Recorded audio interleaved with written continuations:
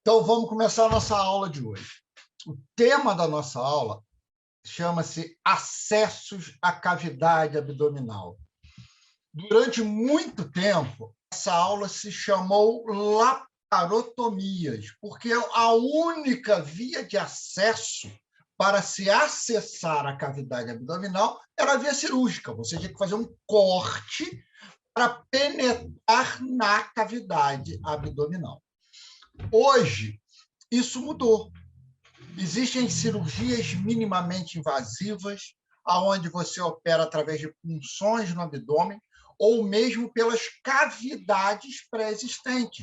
Então, você tira pólipos do cólon, lesões do estômago, sem precisar cortar a cavidade abdominal. Então, essa aula nós vamos dividir em duas. Vamos começar com laparotomias e depois nós vamos entrar em cirurgias minimamente invasivas. No meio tem um intervalo, a gente vai ver como é que vai ser o ritmo da nossa aula e a gente decide se vai dar esse intervalo no meio ou não. Então, vamos começar. Então, a laparotomia era a principal via de acesso. Em 1988, quer dizer, não tem muito tempo assim, apareceu a videolaparoscopia. E vocês não acham que quando ela apareceu, que foi algo do outro mundo, algo consagrado como é hoje? Existiam aforismas dos cirurgiões mais antigos que as mãos eram os olhos do cirurgião. Então, até hoje, a gente utiliza muito a mão para sentir, para dissecar estruturas, que a gente chama de secção romba, a gente utiliza a nossa própria mão. E, de repente, o cirurgião perde isso, ele não tem mais a mão. Ele fica dependente exclusivamente da tecnologia. Então, ele teve que se adaptar, tem que se readequar, ele teve que aprender de novo a operar. Isso para os cirurgiões mais jovens e que tinham pouco tempo de formado, isso foi natural. Mas os cirurgiões mais antigos, com 60, 70 anos, chefes de serviço, professores titulares, então, inicialmente, houve uma resistência que posteriormente foi vencida e hoje a cirurgia minimamente invasiva faz parte do dia a dia do cirurgião.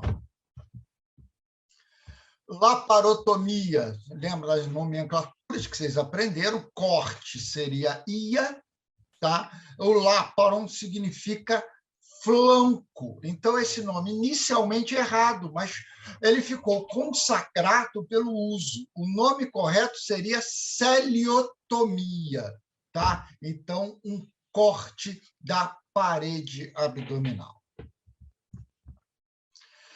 Quais são as etapas? Isso aí o cirurgião faz em toda e qualquer laparotomia ou celiotomia.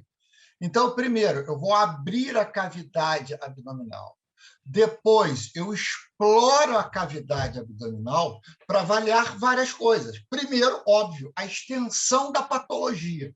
E depois, se existe alguma outra alteração anatômica visível macroscopicamente a cirurgia, que seja passível de correção. Então, vocês vão ver isso em qualquer cirurgia, seja minimamente invasiva, seja laparotômica, ele vai operar a vesícula, ele vai olhar na mulher útero, ovário, intestinos, rim, então ele faz um inventário dessa cavidade. Finalmente, chegamos na cirurgia propriamente dita, onde você vai fazer o que foi proposto inicialmente para o seu procedimento. Acabou a cirurgia, o inventário da cavidade, nós vamos revisar a cavidade, ver se não ficou restos de secreção, restos de materiais cirúrgicos. Então, vamos lavar a cavidade. Posteriormente, o fechamento dessa cavidade, a síntese dessa cavidade, procurando respeitar a anatomia encontrada previamente. Nem sempre isso é possível, mas você tenta refazer a anatomia e deixá-la conforme era antes. Lembrando da anatomia da parede abdominal, vamos dar uma pincelada, para vocês matarem saudade lá do professor Emílio. Aqui está a parede abdominal, a gente vê a musculatura lateral do abdômen e a face anterior do abdômen se fundindo na linha média. Então, vocês lembram que a gente tem vários planos, pele subcutânea, fáscias, musculatura, fáscias superficiais, profundas, até chegar ao peritônio e a cavidade abdominal. Cada estrutura dessa da parede tem sua inervação própria e vascularização própria, que deve ser respeitada na laparotomia. Então, a laparotomia não é simplesmente eu fazer um corte e penetrar no abdômen. Eu tenho que estudar qual é a melhor incisão, qual é a incisão que vai me dar um campo ideal e que menos eu traumatizo esse tecido. Estou mostrando mais uma vez, agora eu tirei a fáscia anterior. Então, eu vejo a borda lateral do reto, com a bainha poneurótica do reto, que é um ponto de recesso. Então, é fácil eu entrar por ali. Mas qual é o problema de eu entrar por aqui? Eu tenho vários nervos que inervam o músculo reto abdominal. Então, os nervos que inervam a parede do reto abdominal, eles passam na borda lateral do músculo. Então, se eu fizer uma incisão muito ampla aqui, eu vou seccionar a terminação nervosa e eu vou fazer uma paralisia dessa musculatura. Então, as incisões têm que ser bem estudadas. Você lembra que a aponeurose, elas abraçam o reto, se fundem na linha média ou linha alba. Esse é um grande ponto de incisão cirúrgica, porque ali eu não tenho nada. Pele, subcutâneo, linha média, peritônio, penetrei na cavidade. Aqui mostrando as fáscias da parede da musculatura lateral. Você lembra que a gente tem uma fáscia anterior e posterior. Elas se fundem na borda lateral do músculo reto abdominal, abraçam o reto abdominal e voltam a se fundir na linha média. Então, aqui eu mostro dois pontos muito bons de incisão cirúrgica, principalmente a linha média e a linha paramediana, ou essa linha lateral do músculo reto. Então, aqui seria a linha média e aqui uma linha paramediana.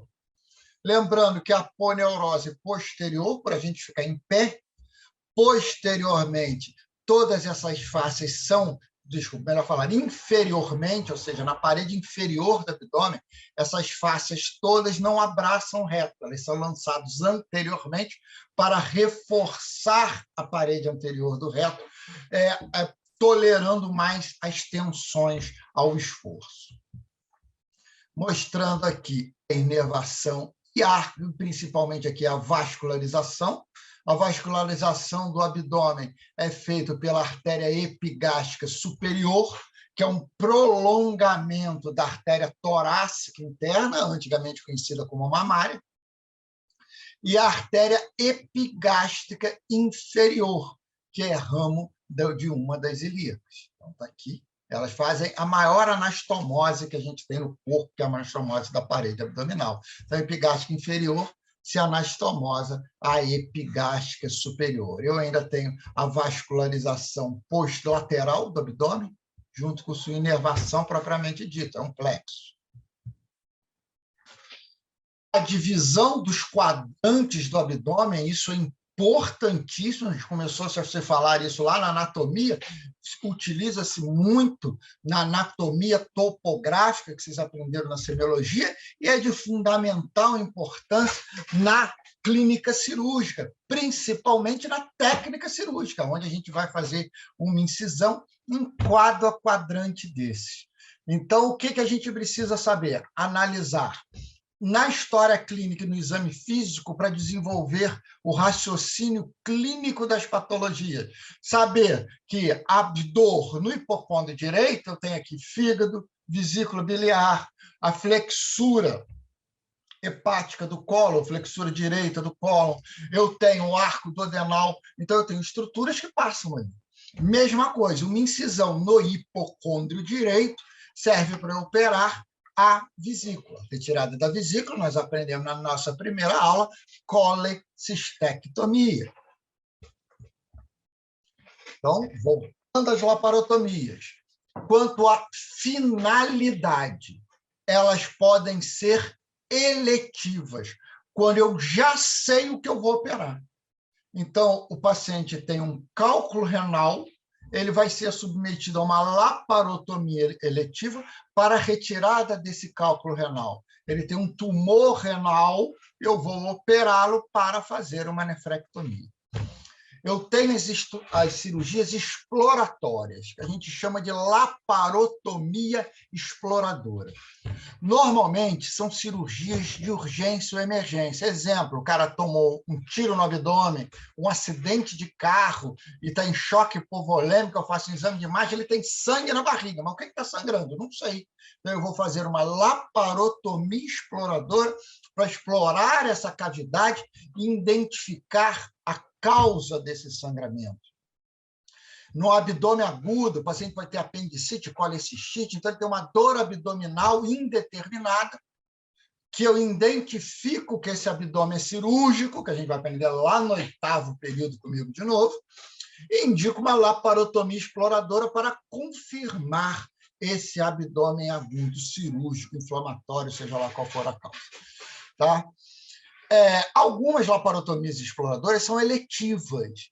Então, o paciente tem alguma patologia clínica, tem uma dor crônica na pelve, mulher, eu suspeito que possa ser endometriose, um cisto de ovário, os exames complementares não identificam, mas eu vejo uma estrutura que seja cirúrgica, seja grande, que cause esse transtorno, e eu vou fazer uma laparotomia exploratória eletiva, vou pedir exame pré-operatório, vou marcar cirurgia, vou avaliar risco-benefício do procedimento, vou operar essa paciente para fechar o meu diagnóstico. E as laparotomias podem ser simplesmente pequenas como via de drenagem. Então, o paciente faz uma diverticulite, um processo inflamatório infeccioso no divertículo do colo, faz um abscesso posterior ao colo, eu vou fazer uma pequena incisão apenas para drenar esse abscesso e tratarei a diverticulite com antibiótico, continuarei com tratamento clínico. Tá? Então, essas são as finalidades da minha laparotomia. E agora nós vamos falar um pouquinho sobre as incisões. Deixa eu mudar um pouquinho aqui a minha seta.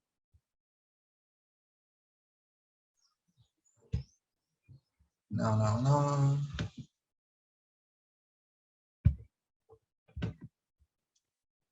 Cadê ampliar? Opções do ponteiro. Ótimo, fica mais fácil da gente enxergar. Aqui, nós vamos falar das laparotomias, das incisões na pele, quanto à cicatriz umbilical. Então, elas podem ser supraumbilicais, acima da cicatriz umbilicais, sejam oblíquas, sejam transversas, sejam verticais. Elas podem ser infraumbilicais, elas podem ser periumbilicais, ou mesmo transumbilicais. Uma pergunta?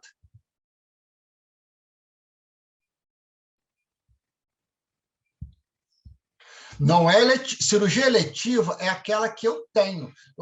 Normalmente, a apendicite é uma laparotomia exploradora. Eu vou confirmar se é uma apendicite ou não. Cirurgia eletiva é aquela que eu tenho tempo de marcar. Mas eu sei que é apendicite, mas a apendicite nunca é uma cirurgia eletiva. Eu não tenho tempo. Eu vou operar esse paciente agora, senão ele é sujeito a complicações. Mas boa pergunta. Com relação à linha média, agora é importante. Então, a gente já sabe que as incisões podem ser supraumbilicais, as incisões podem ser peri- ou infraumbilicais. Então, aqui nós vamos ver quanto à incisão. Elas podem ser medianas, elas passam na linha média.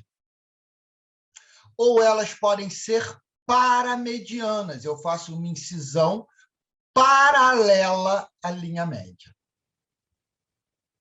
Tá? Então, eu posso ter uma incisão mediana supraumbilical. Exemplo, operar estômago, eu posso operar todo o andar supramesopélvico. As incisões medianas podem ser infraumbilicais e as incisões medianas podem ser chifo, vem do apêndice chifoide, até o pubis. Essas incisões, elas são amplas. Essa incisão é a melhor incisão para as laparotomias exploratórias. Então, o paciente bateu de carro, está cheio de sangue na barriga, não sei o que está sangrando, pode estar sangrando o fígado, pode estar sangrando a bexiga, pode estar rompeu o reto, rompeu o estômago, eu preciso de uma incisão que me dê via de acesso a todos os recessos da cavidade abdominal. Então, a grande incisão é a incisão mediana, aonde eu posso abrir do apêndice xifoide até o púbis. Olha o tamanho dessa incisão. E as incisões paramedianas, que são paralelas à linha média. Mais uma vez, então, falamos das incisões medianas e agora vamos falar das incisões paramedianas. Vamos vir para cá primeiro. Tá? Olha o que eu quero que vocês vejam. Vou mostrar aqui primeiro. Eu tenho o músculo reto abdominal. Olha só o músculo reto aqui. Então, mediana, eu abro na linha média, na linha alta. Ponto final, não há dúvida nenhuma. Supra, infra, transumbilical ou chifo pubiano. Ponto final. E a paramediana? Eu faço uma incisão paralela, daí o nome paramediana, paralela à linha média. Então, vamos passar para o próximo slide. Vou abrir aqui, ó, paralelo. Todo mundo vendo aqui. Abri pele, subcutâneo, só que agora eu dei de cara com músculo. Ué, tem um músculo na minha frente. E agora? Como é que eu abro o músculo? Primeira maneira de eu abrir o músculo. Desculpa. Transumbilical. Desculpa. Tá. Eu abro o músculo. Como? Transretal. Eu abro pelo meio do músculo reto abdominal. Porque eu dei de cara com o músculo. Qual é o problema de eu entrar no meio do músculo? O músculo é uma estrutura vascular, passa vaso, sangra muito. Então, se o paciente tem uma musculatura bem delgadazinha, eu divulsiono, eu afasto, faço avulsão dessa musculatura e entro ali dentro. Mas se for um cara maior, uma musculatura muito espessa, eu não consigo passar ali, vai sangrar muito. Então, eu posso abrir paramediana e não abrir por dentro do reto. Então, deixa eu ver se ajuda aqui. Tá. Eu vou fazer uma incisão também do reto. Eu vou afastar. Então, olhem aqui. Eu abri pele, abri o subcutâneo e abri, e na hora que eu cheguei no músculo, eu abri pararetal interna. Olha a linha média aqui, ó. Em vez de eu entrar pelo meio do reto, eu dei a volta pelo reto e abri por dentro do reto, pararetal interno. Então, eu junto as duas incisões. Eu faço na pele paramediana e no reto eu posso entrar pelo meio do reto, transretal. Eu posso entrar internamente ao reto, pararetal interna. Ou eu posso entrar externamente ao reto, nessa lateral aqui, ó, que é a paramediana, pararetal externa. Então, são duas visões que se complementam. Se eu olhar só a cicatriz, qual dos principais nos quais são realizados cada uma dessas incisões? Se relacionam mais com o órgão ou região a ser operado ou com o procedimento em si? Com o procedimento e com o órgão a ser operado. Então, ele fala, quando que eu escolho a incisão? Depende de uma série de coisas. Primeiro, a topografia, não tenha dúvida nenhuma. Se eu for fazer uma incisão supraumbilical, eu não quero operar útero, ovário nem bexiga. Eu quero operar estruturas do andar superior do abdômen. Então, eu posso fazer uma incisão mediana para operar qualquer andar. Mas aí eu olho, mas ele tem um nódulo no fígado aqui embaixo. Vai me dificultar chegar na mediana lá. Então, eu acho melhor eu fazer uma paramediana, descolo reto para cá e faço uma pararetal externa. Olha que interessante. Tá?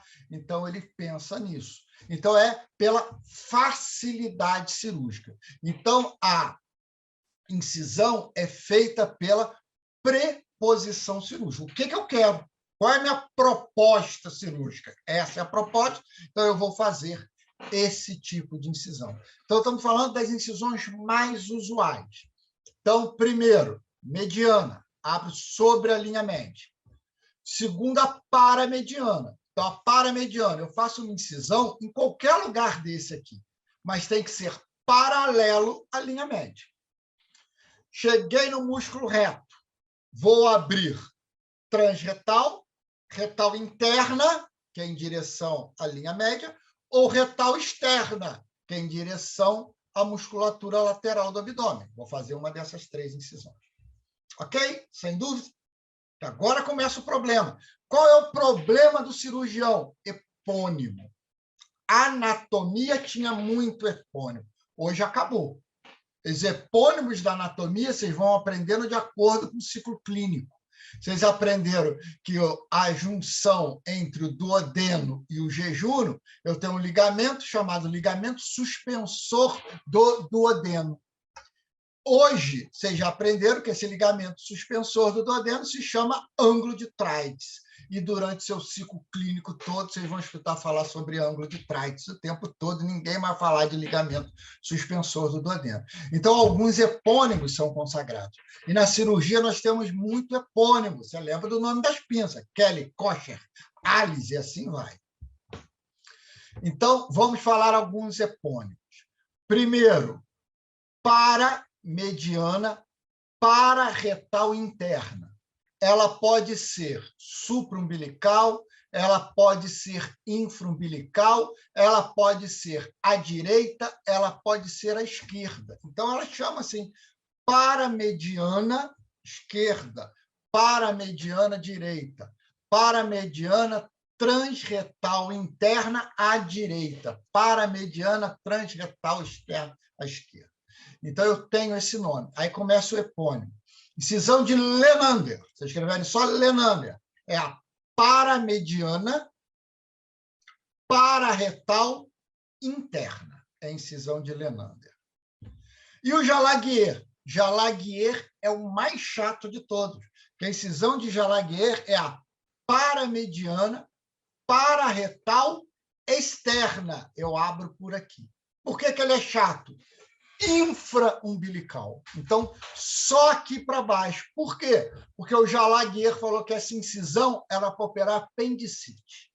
Então, ele inventou a paramediana, pararetal externa, aonde eu abro nesse local aqui, que é próximo do apêndice. Só que à esquerda eu também posso chamar de Jalaguier. Porém, supraumbilical eu não posso. Ele falou que não chama Jalaguier. A gente acaba usando o nome de Jalaguier para supraumbilical também, mas é errôneo. Aí, como é que chama supraumbilical? Paramediana, pararetal, externa, supraumbilical, direita ou esquerda. Vamos nós?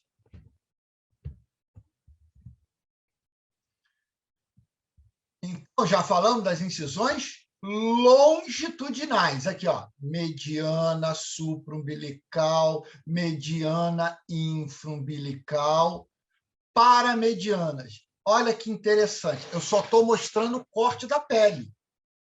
Se eu estou mostrando o corte da pele, eu não posso falar se ela é pararetal externa, pararetal interna ou transretal. Não tem como eu falar isso. Eu posso supor. Eu vejo uma incisão dessa aqui, isso aqui é um Jalaguier.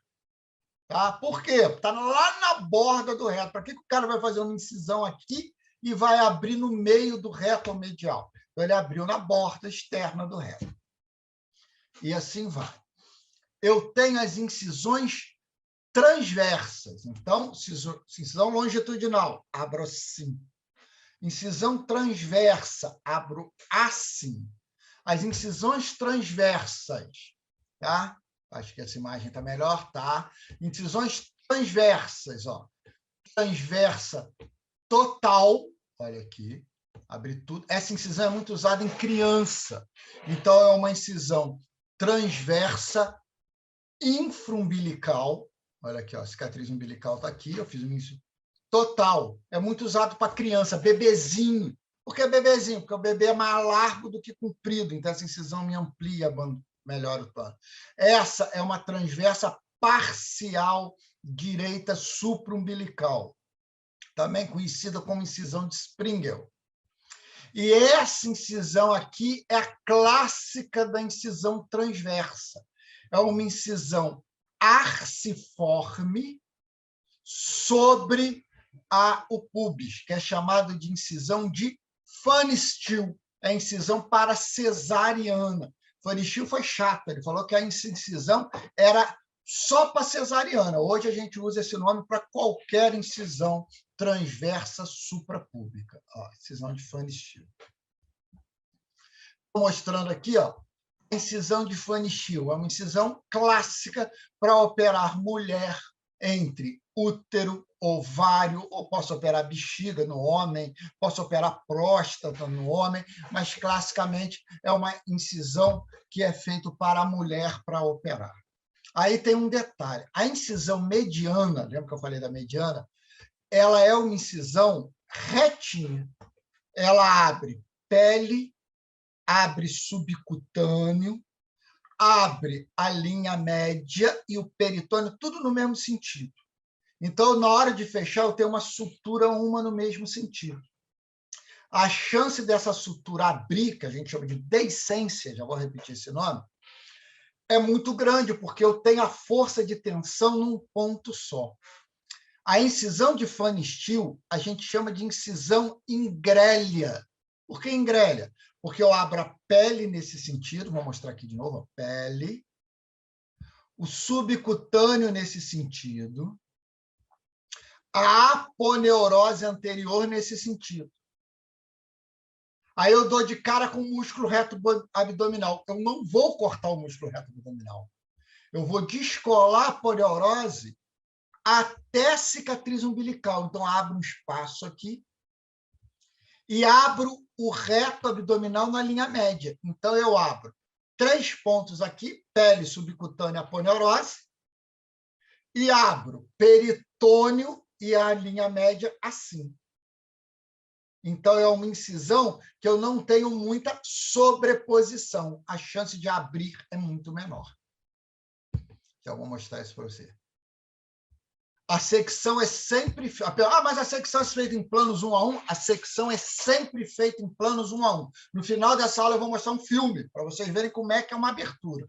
Tá? Mas ela é em planos anatômicos. Inclusive, a gente escreve isso, abertura da parede abdominal por planos anatômicos. No final, a gente faz síntese da parede abdominal por planos anatômicos.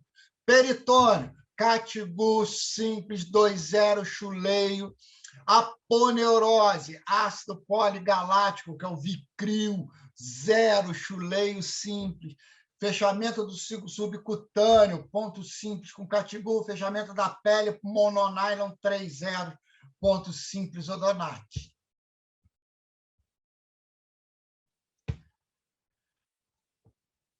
Então, se eu abrir nesse sentido, longitudinal, a palavra que eles gostam de usar é longitudinal, mas é a mesma coisa do vertical. Se eu abrir a linha média, eu abro pele, subcutâneo, aponeurose e o peritônio. Abrir nesse sentido, no mesmo sentido, 4 planos. Se eu abrir aqui, normalmente são as mesmas estruturas sempre. Se eu não entrar pelo músculo, entrar pelo músculo, entra músculo. Pele, subcutâneo, aponeurose nesse sentido. Quando eu chego no músculo, eu afasto a linha média do músculo e abro o peritônio assim. Então, vamos continuar. Então, se eu falei incisão longitudinal ou vertical, conforme queira, cirurgião transversa ou horizontal. Veja bem, vertical e horizontal não é muito usada, não. Tá? Então, e agora eu tenho, olha essas incisões. Incisão oblíqua. Uma incisão oblíqua clássica é a incisão oblíqua subcostal. Olha ela aqui. Tanto pode ser à esquerda quanto à direita. Subcostal direita é uma incisão clássica de colecistectomia. Inclusive, é a incisão que é rotina do nosso serviço de cirurgia geral, quando a gente não faz por vídeo, tá? A gente faz a incisão subcostal direita ou kosher à direita. Outra incisão clássica, tá? Tá aqui, ó, incisão oblíqua direita sobre o ponto de McBurney. Qual é o ponto de McBurney? Você pega a espinha ilíaca antero-superior, está aqui, ó, onde está o pontinho vermelho, cicatriz umbilical, divide em 3 partes. A junção dos 2/3 com o terço externo é o ponto de McBurney. Vocês vão aprender no 8º, que é normalmente o apêndice se encontra ali. E o McBurney, que desenvolveu isso tudo, foi a pessoa que mais estudou apendicite, ele desenvolveu uma incisão oblíqua sobre o ponto de McBurney, e que se chama incisão de McBurney. Nós temos uma incisão, deixa eu ver se eu mostro no próximo. Não? Eu tenho uma incisão também transversa sobre o ponto de McBurney, que é a incisão de Davis. Então, aquilo que você me perguntou, eu escolho o quê? Já mostrei para você 3 incisões para operar apendicite. Incisão em pé, que é a incisão longitudinal de Jalaguier, foi o primeiro. A incisão oblíqua de McBurney e a incisão transversa de Davis. Qual você prefere? Aí que exatamente esta pergunta. Então, essa incisão de Jalaguier é praticamente proscrita, ninguém faz mais. Por que não faz mais? Lembra que eu falei do nervo? Que o nervo entra por aqui. Então, a chance de eu seccionar o nervo e fazer plegia desse músculo reto é muito grande. Mas se a gente fazer um abaulamento desse músculo. Então, as incisões mais utilizadas, McBurney e Davis. Tanto faz. Qual é a incisão que o senhor gosta de fazer? A incisão rotina do nosso serviço é a incisão de Davis. Deixa eu ver se tem aqui atrás. Aqui, ó. Incisão de Davis. Tá? Também conhecida como Elliott Babycock, a mesma coisa, tá? Davis Elliott, porque o nome dela é Davis Elliott Babycock.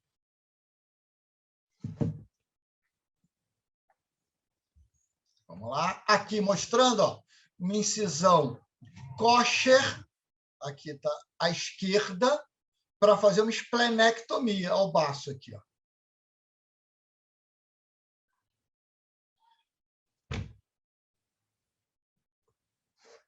É óbvio que eu tenho algumas incisões que a gente chama de incisões combinadas. O que é uma incisão combinada? É aquela que eu uso 2 incisões para uma coisa só. Mas para que eu faço isso? Normalmente são cirurgias tecnicamente difíceis, eu estou passando por dificuldade técnica, e você precisa ampliar a incisão. Lembrando que as incisões combinadas também não são aleatórias. Eu tenho que obedecer à inervação e vascularização, senão eu faço uma lesão iatrogênica nessa musculatura com necrose do músculo, com atrofia do músculo. Então, mostrando várias aqui, algumas clássicas, como Rio Branco. Então, eu faço uma incisão mediana, porque ele tinha uma lesão do baço, mas eu precisei ampliar porque eu não tinha esse acesso no baço. Existem outras incisões mais agressivas. A mais agressiva que eu fiz uma vez, o paciente tomou um tiro de escopeta no hipocôndrio direito, bem aqui, ó. Vocês sabem que escopeta é um monte de bilhazinha. Ela entrou no fígado. Quando eu fiz um raio-x na época, não lembro por quê, o fígado dele parecia um monte de ponto. Então, eu fiz uma incisão mediana. Sangrava tanto o fígado dele que eu não conseguia acessar, que eu tive que acessar os vasos, artéria hepática, artéria porta, parei com sangramento, mas eu tenho os vasos suprahepáticos.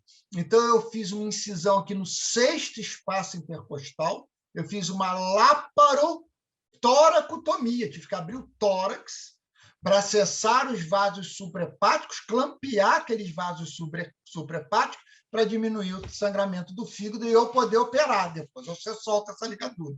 Mas isso são incisões combinadas. Normalmente, a incisão combinada, você decide no momento da sua cirurgia.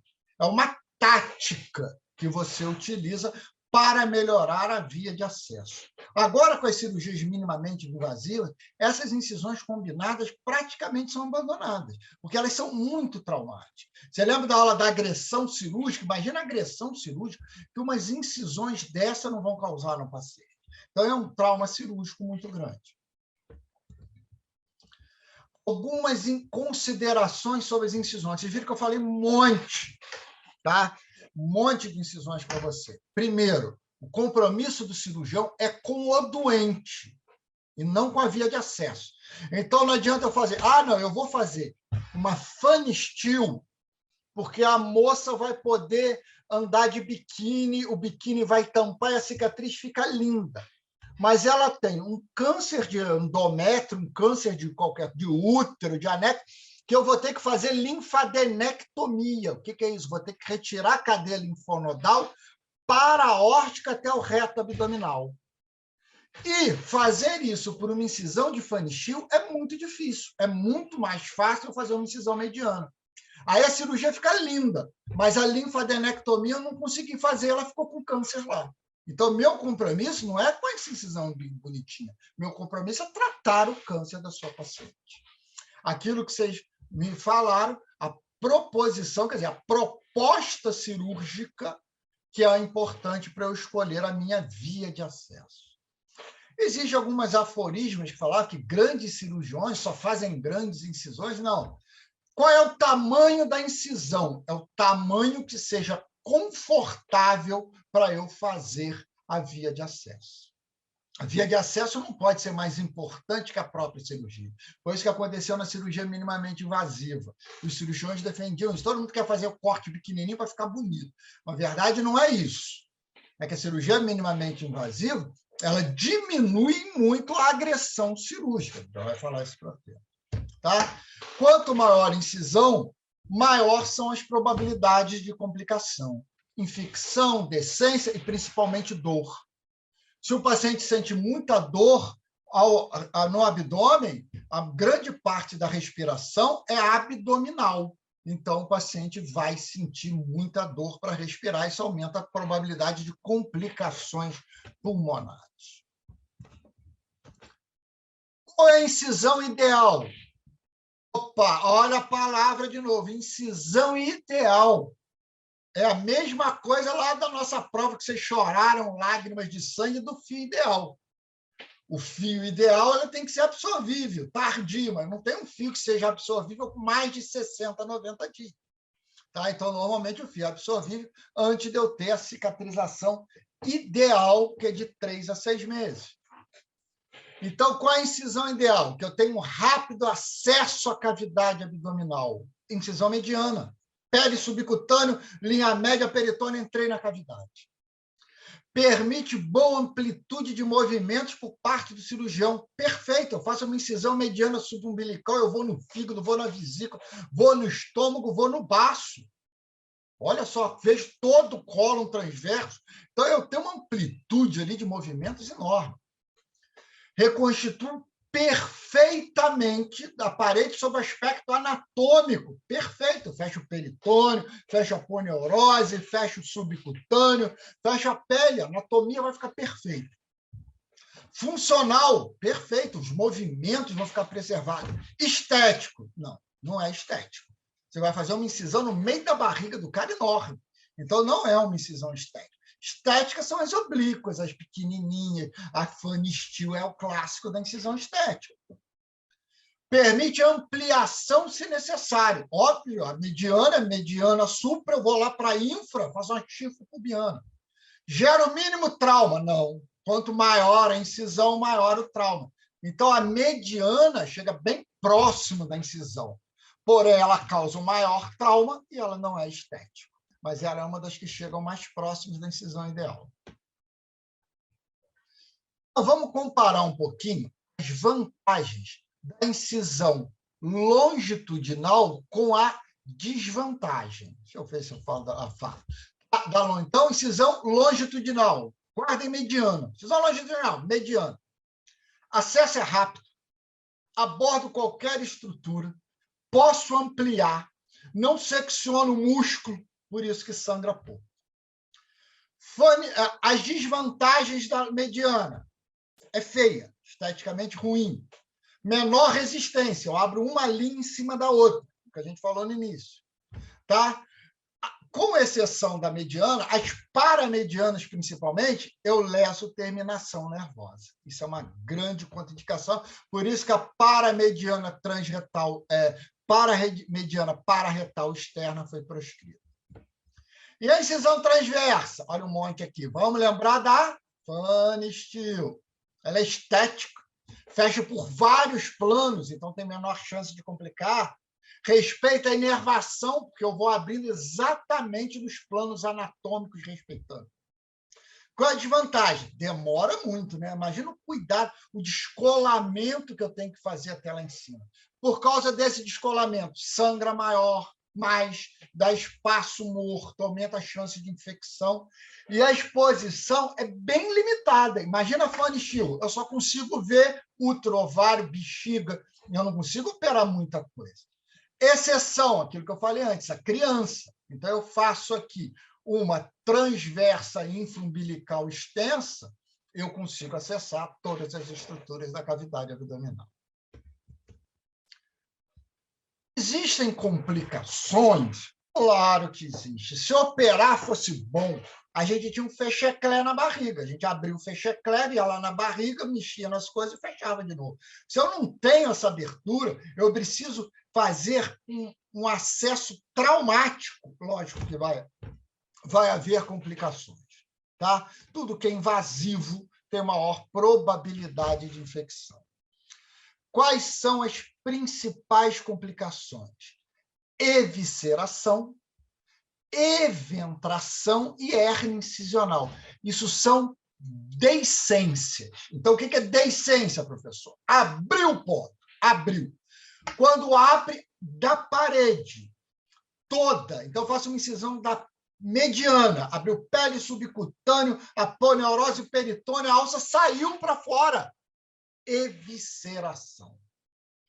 O que é uma eventração? A eventração abre a peritônio, abre a aponeurose, abre o subcutâneo, mas a pele está íntegra. Então, a alça está sobre a pele. Tanto a evisceração quanto a eventração são complicações agudas. A evisceração, toda a alça saiu para fora, isso é tratamento de urgência, tem que levar para o centro cirúrgico e operar novamente. A eventração, na grande maioria das vezes, também é tratamento de urgência, porque aquele ponto vai acabar abrindo e a alça saindo, eu tenho que levar para o centro cirúrgico. Porém, se o paciente estiver muito grave, eu posso postergar um pouco essa relaparotomia. E o que é uma hérnia incisional? Hérnias, vocês vão ter no 8º período, 2 aulas somente de hérnia. Hérnia é uma eventração tardia, aonde a pele já está cicatrizada, a gordura subcutânea já está cicatrizada, o peritônio já está cicatrizada, só abre a aponeurose. Então, a alça intestinal empurra o peritônio e forma um saco herniário. Então, qual é a diferença da eventração para a hérnia incisional? Eventração é agudo e eu não tenho nada, não tenho saco herniário.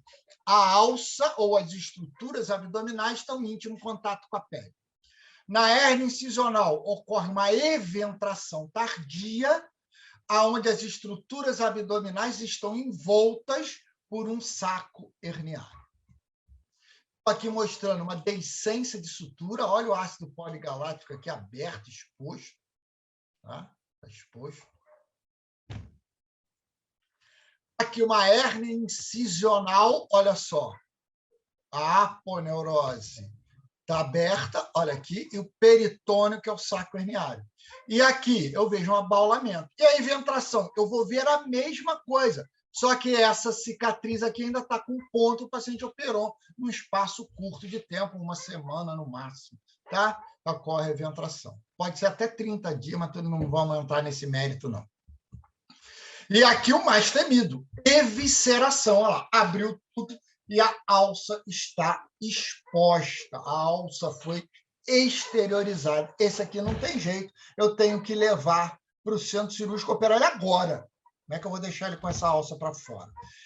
Hernia incisional, uma cirurgia eletiva. A gente vai no ambulatório, fala que ele faz esforço, aparece um abolamento na ferida, eu retudo.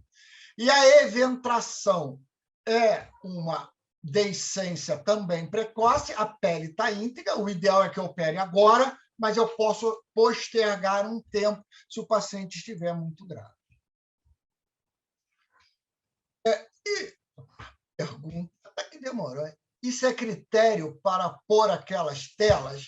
Mais ou menos. Em tela, nós vamos falar mais no 8º período, apesar da gente falar até mais no internato, que a gente não gosta muito de falar de técnica para vocês. Tela é dos motivos de você colocar, quando aquilo fica tenso, quando tem dificuldade, ele te ajuda, é mais um fator que te ajuda na cicatrização de tecidos frágeis. Porém, a gente sempre fala, se tela fosse bom, a gente nascia com tela. Então, a utilização de tela também tem complicações. Ok? Então, como é que a gente fala? Infecção é causa, existem várias causas. Eventração também é cirurgia eletiva? Não, isso que nós falamos. Eventração também é urgência. Eu posso postergar um pouco, já que a alça não está exposta. Mas eu tenho a pele sendo forçada que o que está segurando é o ponto. A chance de isso abrir a qualquer momento é muito grande. Então, você tem que levar e reconstituir.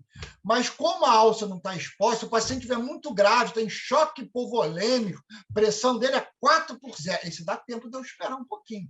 A evisceração não dá tempo, tem que levar e tratar ele agora. Mas não, evisceração e eventração não são procedimentos eletivos. Apenas a hérnia incisional é um procedimento eletivo. O que faz a decência aquilo abrir? Normalmente, déficit de cicatrização. Tudo aquilo que vocês aprenderam lá na aula de cura das feridas, infecção, hipofluxo, desnutrição, desidratação, são as causas de deiscência da minha ferida operatória. Tá? Por isso que o cuidado de asepsia, de antisepsia, são importantes. Agora eu quero mostrar para vocês. Eu tenho que tirar esse ponteiro.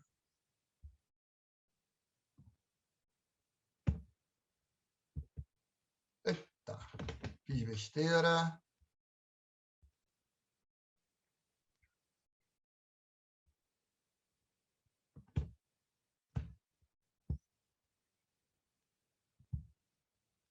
Está aqui. Então, estou mostrando para vocês uma incisão. Ele está segurando o bisturi de uma maneira arciforme. Vai fazer uma incisão mediana. Estou escondendo com a mão para vocês não verem. Uma mediana. Periumbilical, ele está circundando o umbigo. E acabando de abrir supraumbilical. Tá? Então, a cabeça do paciente está para cá. Ó. A cabeça do paciente está aqui. Abriu lá, pele, subcutâneo. Ó, vai ampliar, vamos abrindo a pele. Ó, vocês estão vendo aqui.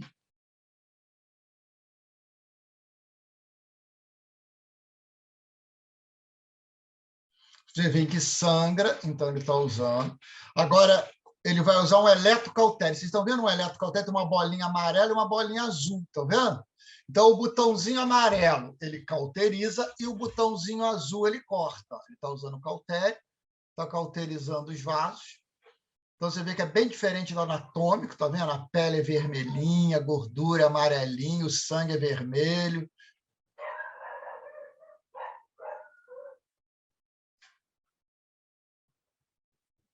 Então, ele está cauterizando, ó.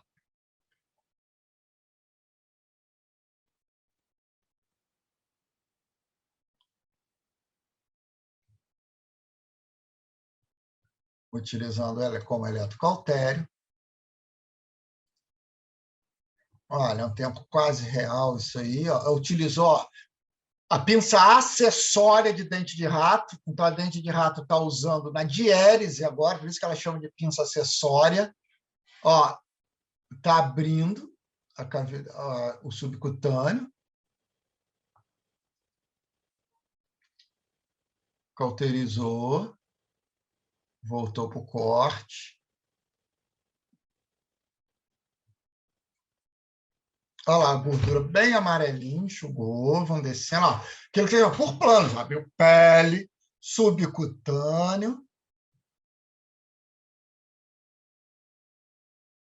É uma incisão mediana. Eu quero ver que vocês veem como é rápida essa incisão.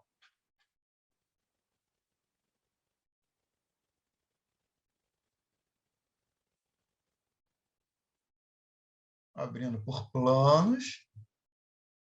Ó, bem lento, que à medida que ele vai abrindo, ele vai cauterizando também. Ó. Afastador semelhante ao Farabef, que uma tem essa curvinha, se chama afastador de Roux. Olha a aponeurose aparecendo lá, branquinha. Olha lá, branquinha a aponeurose. Então, essa já é a aponeurose anterior. Ele está na linha média, eles estão se fundindo, essas aponeuroses, na linha alba. Ó, o afastador de Roux é semelhante ao Farabef, está vendo? Mas ele é uma pazinha maior. Escreve R-O-U-X.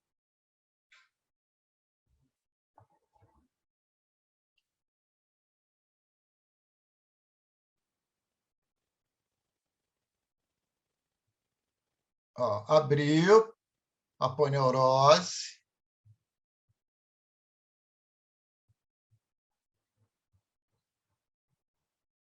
Vai usar um reparo. Ó, uma pinça de Kosher, olha o dente ali. Agora uma pinça de Kelly reto. Reparou, ó, já abriu a cavidade. Ó, o peritônio grudadinho. Ele está abrindo agora a aponeurose e o peritônio. Ó, a aponeurose abrindo, o peritônio ele abrindo depois. E já acessou a cavidade. Olha a alça intestinal aparecendo lá embaixo. Normalmente o aumento maior aparece de cara ali em cima. Alças de Delgado, você coloca o dedo para proteger, isso é a técnica correta. Eleva a parede para não pegar estruturas infra da parede, ó, e vem abrindo lentamente. Olha lá, abrindo a cavidade abdominal.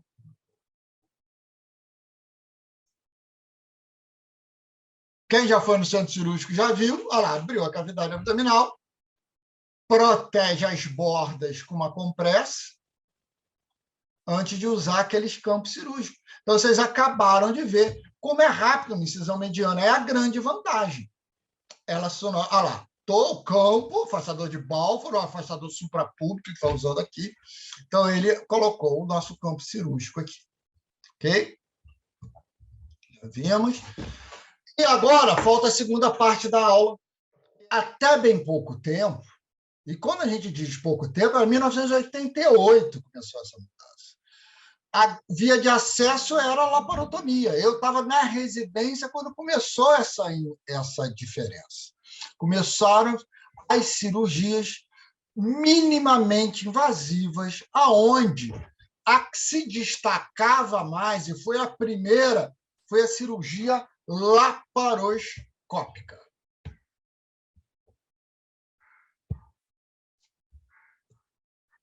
Vamos lá, deixa eu passar aqui. Ótimo. Então, a cirurgia laparoscópica é uma cirurgia minimamente invasiva. O que é, no final de contas, o troço que todo mundo fala, uma cirurgia minimamente invasiva? É aquela nossa aula importantíssima de agressão cirúrgica, que ela minimiza aqueles efeitos, aquela resposta. A resposta endócrino-metabólica à agressão cirúrgica, ela é fisiológica até um limite. Se ela for exacerbada demais, ela passa a ter muitos efeitos deletérios, inclusive podendo levar o paciente ao óbito. Então, quanto mais eu minimizar essa resposta, melhor para o paciente. Corte, dor, tudo isso aumenta a resposta ao trauma cirúrgico.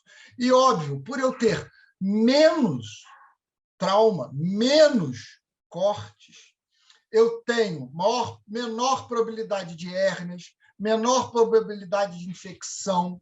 Pelo paciente não ter dor, ele anda mais rápido, faz menos patologias tromboembólicas, diminui a estase pulmonar, faz menos risco de pneumonia, então ele também diminui indiretamente outros tipos de complicação também. A cirurgia laparoscópica começou a se desenvolver, 88 foi o boom.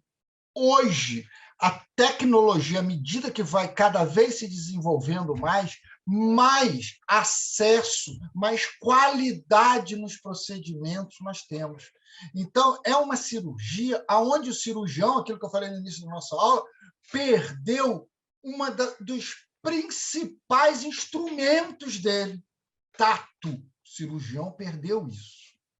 Porém, ele ganha em detalhes que ele nem imaginava existir nas décadas passadas.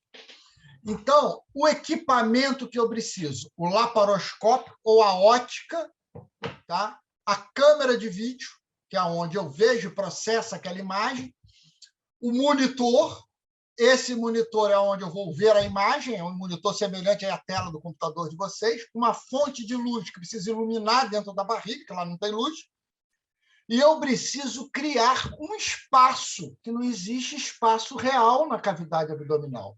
Então, eu preciso transformar um espaço virtual em um espaço real.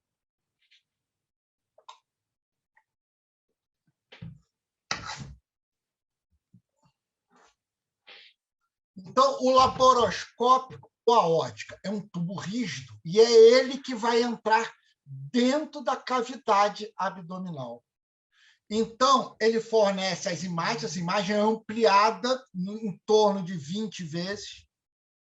Ele é formado por lentes, como a maioria das óticas que vocês aprenderam lá no cursinho de vocês, e ela consigo regular luminosidade, contraste e se adaptar a isso.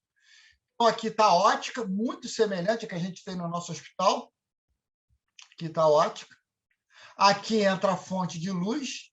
Aqui é o ocular. Se eu olhar aqui, eu vejo aqui. Mas aqui, aquela câmera vai conectar aqui, que vocês já vão vê-la.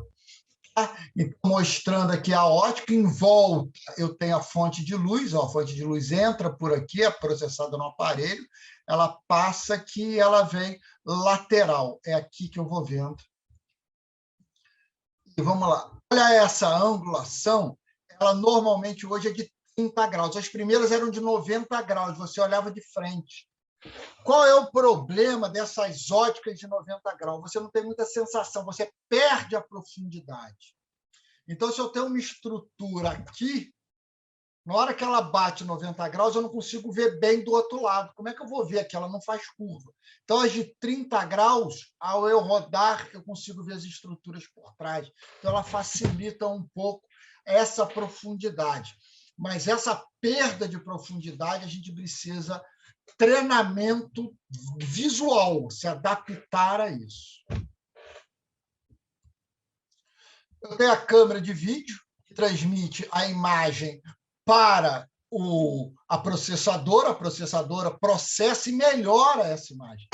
Aqui está aqui, ó, a câmera, essa partezinha aqui vai encaixar na parte de trás.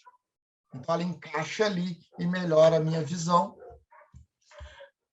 Eu tenho um monitor, hoje o mínimo tem que ser de 700 linhas, vocês já viram isso na maioria, hoje você tem de 1040, que é a rotina, a maioria do nosso hospital é 1040 por 800, eu não sei quanto, mas o mínimo de 7 linhas, para melhorar. Hoje você tem monitor 4K, monitor mostra a profundidade, esse é o monitor igual ao do nosso hospital, nós temos 2 monitores desses. A fonte de luz tem que ser fonte de luz fria, não pode ser fonte de luz quente. Normalmente, ela é de halogênio, xenônio, ela vai se adaptando ao meio. Se você chegar muito perto, o brilho fica muito alto, ela diminui. Se você recua, a fonte aumenta a intensidade dessa luz e você consegue regular isso. Tá? Então, são fontes de luz fria. Ela não fica ela fica por fora e joga através da ótica. Tá? Aqui está o nosso equipamento, a fonte de luz, está vendo? Aqui dentro que fica a lâmpada, você encaixa aqui no tubo e leva lá para a nossa ótica. Temos o insuflador, isso é muito importante, a gente vai falar do insuflador. Eu tenho que criar uma pressão dentro da barriga. Esse ponto agora é o mais importante. O insuflador é o responsável pelas principais complicações na cavidade abdominal. Existe uma coisa chamada síndrome de compartimento. Vou explicar bem simples para vocês entenderem, que esse todo mundo já ouviu falar. O cara quebrou o braço, está lá com o bracinho todo quebrado, foram lá e colocaram um gesso. Esse gesso estava justinho, bonitinho. Só que como o braço quebrou, começou a aumentar a pressão começou a edemaciar. Esse braço está fraturado, está todo edemaciado. Só que o gesso não deixa esse edema crescer muito. Ele restringe o edema. Então, o que acontece? Começa a aumentar a pressão dentro do gesso. Aquela pressão vai aumentando, vence a pressão da artéria radial e da artéria ulnar. Venceu a pressão, não chega sangue no dedo. O que é isso? Síndrome de compartimento. Por quê? Porque o gesso não deixou aumentar o volume do braço e fez uma pressão muito alta aqui dentro. O que eu tenho que fazer? Abrir o gesso para diminuir essa pressão e o sangue chegar na ponta do dedo. Então, isso é uma síndrome de compartimento. Tá claro agora para vocês. E a barriga pode fazer isso. Imagina jogar gás, aumentar a pressão aqui dentro. No 8º período, vocês vão dar uma aula de síndrome de compartimento abdominal, essas coisas, mas vamos aprender agora alguma coisa. A pressão aumenta tanto, primeiro eleva o diafragma. O cara não consegue respirar, faz insuficiência respiratória. Comprime a veia cava, o sangue não chega no coração. E o que chega, quando sai, ele comprime a aorta, o sangue não sai do coração. Olha só que complicação que é. Ele comprime a artéria renal, o paciente faz insuficiência renal. Então, nada disso é isento de complicações. Então, para eu fazer esse pneu peritônio, ele tem que ser instalado lentamente, normalmente 3 litros por minuto, raramente ultrapassa 5, e a pressão deve ser inferior a 15 milímetros de mercúrio. Então, esse insuflador, ele junto tem um manômetro que mede a pressão dentro da sua barriga. Ela não deve ultrapassar a 15 milímetros de mercúrio, senão eu começo a ter essas manifestações clínicas que eu falei toda para você. Então, eu vou fazer um pneumoperitônio. Vamos lá. A velocidade é de 3 a 5, ou às vezes até menos do que isso. Normalmente, a gente insufla 3 litros por minuto. Tá? Isso depende da sensibilidade de cada paciente.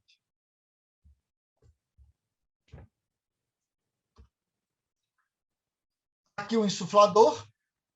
Você vê que tem uma agulha aqui, que a gente vai mostrar isso tudo. Você funciona a barriga e joga por uma agulha esse gás ali para fazer a pressão. Tá? Os instrumentos básicos, não vamos entrar em detalhe, mas o instrumental é semelhante ao que vocês viram em procedimento cirúrgico. Então, eu tenho pinça de Kosher, pinça de Kelly, pinça de Alice, pinça de Baby Cock, isso tudo eu tenho. E tem alguns específicos também. Tá? E eu tenho uma agulha, está aqui o nome, tem um R a mais aqui, chama agulha de Veres. É com 2 S, mas é com R só. Então, primeira coisa que vamos voltar para você ver que o ponto importante é o pneumoperitônio. Vamos fazer esse espaço. Então, como é que eu faço um pneumoperitônio? Existe cirurgia laparoscópica para o tórax? Existe. No tórax, eu não preciso jogar gás.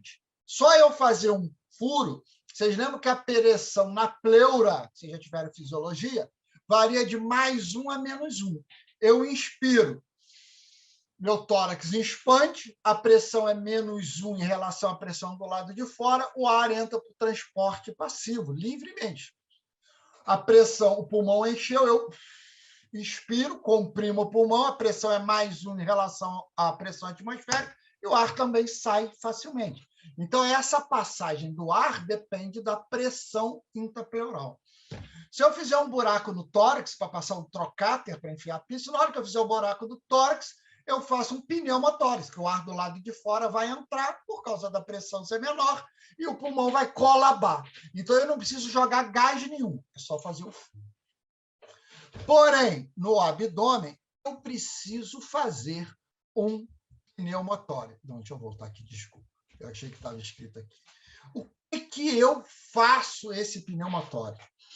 Foram feitos vários gases, já foram utilizados, tá? Oxigênio, ar ambiente, nitrogênio, hidrogênio. Qual é o problema? Esse ar ele irrita o peritônio e às vezes o paciente fica com dor abdominal. Ou ele é muito absorvido e o paciente faz hiperoxigenemia, faz alterações.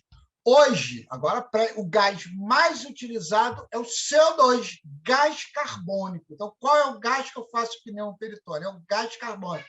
Apesar de também ser absorvido e eu precisar controlá-lo, a concentração e a passagem é muito baixa, então ele faz pouca concentração no sangue e é usado com bastante segurança, desde que as pressões baixas. Pressão mais alta também aumenta a difusão do gás carbônico para o sangue.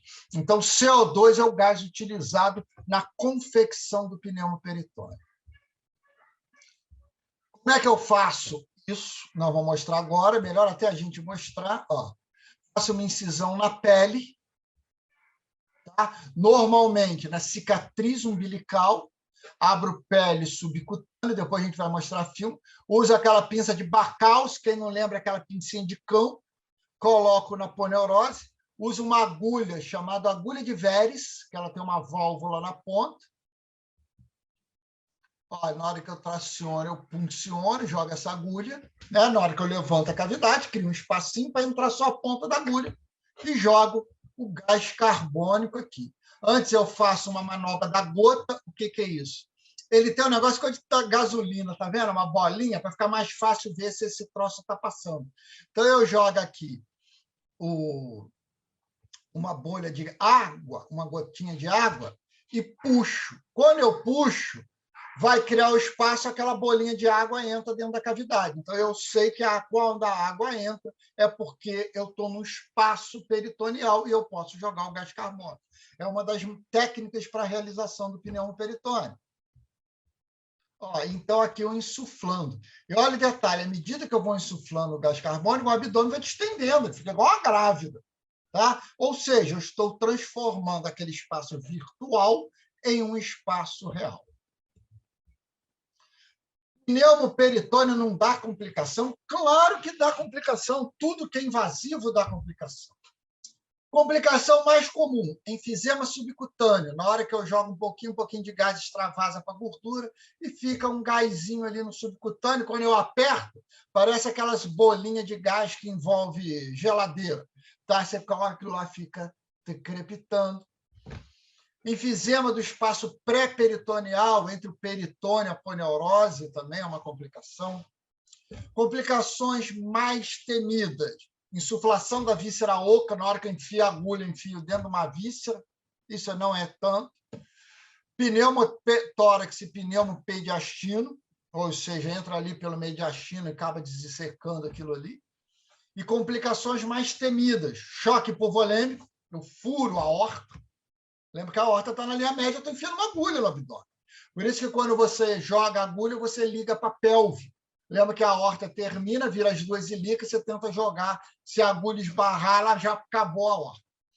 E a complicação mais temida, eu coloco a agulha dentro de um vaso, não vejo e jogo gás. Ele vai fazer embolia gasosa e a mortalidade é muito grande. Tá? E as complicações da síndrome de compartimento abdominal, se eu não respeitar aquelas pressões. Quando eu tenho dúvida, tenho dificuldade, exemplo, o paciente já operou várias vezes, eu posso fazer a laparoscopia aberta. Eu abro a aponeurose e coloco o trocáter sob visão direta e jogo o gás carbônico depois. Tá? Mais uma vez, aquilo só está repetindo aqui, que é o CO2, aqui, ó, o gás carbônico é o principal, tá? Porque ele não difunde a energia elétrica, ele é pouco difundido para o peritônio, então ele é o melhor para a gente insuflar. Aqui as complicações outras do pneumo peritônio, que já são fisiológicas pelo aumento da pressão intracavitária. Que eu falei antes para vocês. Aqui a pressão de 15 miligramas, lembrando que acima de 20 milímetros de mercúrio, pressão do pneumo peritônio tem que ser menor do que 15. Se for acima de 20, faz colapso dos vasos abdominais, ele faz hipotensão importante, e se eu insuflar muito rápido, eu estiro o peritônio, lembra que eu falei da velocidade? Faz estímulo vagal, o paciente faz bradicardia e parada cardíaca. Então, cuidado com a insuflação. As maiores complicações são com o insuflador. Temos os trocáteres. O trocáter nada mais é que o túnel por onde eu vou passar a pinça. Eu tenho trocáter de 1,5 centímetro. Vou mostrar para vocês aqui. Ó. Trocáter, ele tem uma agulha na ponta, que eu furo a cavidade, e a pinça passa aqui por dentro. Esses são trocáteres descartáveis. Quando acaba a cirurgia, você joga isso fora, porque eles são de plástico, que tem de metal também, que você pode esterilizar. A maioria que se utiliza é de plástico. Você usa uma vez e joga fora. Aqui mostrando passando o trocáter. Normalmente, na técnica fechada, após fazer o pneumo peritônio, na técnica aberta, eu já passo e jogo o gás carbônico. Mostrando aqui o trocáter e a pinça passando por dentro deles. O tempo fundamental são os mesmos. De hélice, hemostasia simples, igual nós tivemos lá no capítulo 7, 8 e 9 lá do nosso livro. Lá. Aqui algumas pinças especiais que a gente usa, um hook. Por que ele chama hook? Porque ele é um gancho, você liga num cautério e ajuda de secar. Vou mostrar isso tudo para você. Olha as pinças semelhantes. Esse aqui é um bipolar, é um cautério. As pinças normalmente têm 1, 2 centímetros. Eu posso fazer ligaduras, mas normalmente eu utilizo grampos metálicos, suturas, materiais de sutura, isso é para mostrar o grampo. Eu vou lá e pipo um vaso. Vocês vão ver mais no internato. Existem uns nós que você dá nó cirúrgico, mas a gente utiliza muito pouco. Outras complicações quando você faz o pneumo peritônio. Lembra que eu falei que você tem que ter um cuidado, você joga aquela bolha de gás, que a água levanta para ver se ele abre. Eu posso insuflar o gás entre a aponeurose e o peritônio e formar um espaço pré-peritoneal. Depois me dificulta, dá para corrigir isso, depois tem que esvaziar, furar o peritônio de novo, mas você perde muito tempo, não é como uma complicação letal, mas é uma complicação técnica que dificulta o procedimento. As principais complicações, nós já falamos, lesões vasculares e as lesões viscerais. Tá?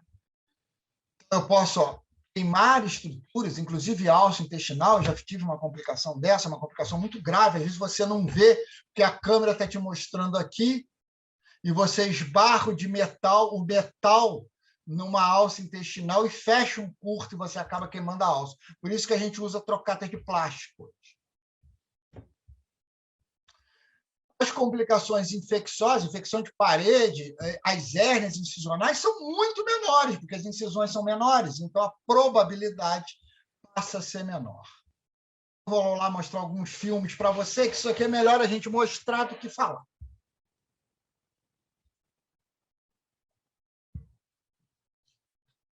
Então, aqui mostrando alguns acessos, isso é que eu quero mostrar para vocês. Olha só, ele está usando aqui uma pinça de Alice, levantando a cicatriz umbilical.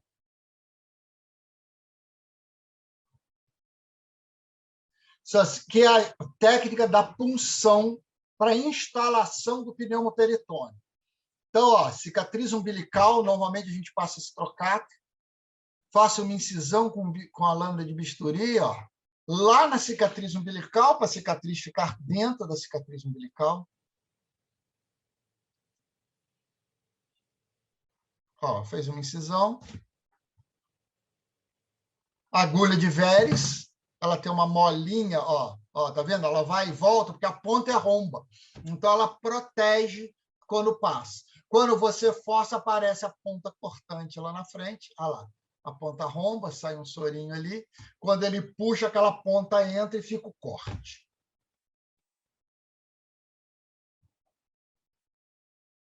Vamos lá?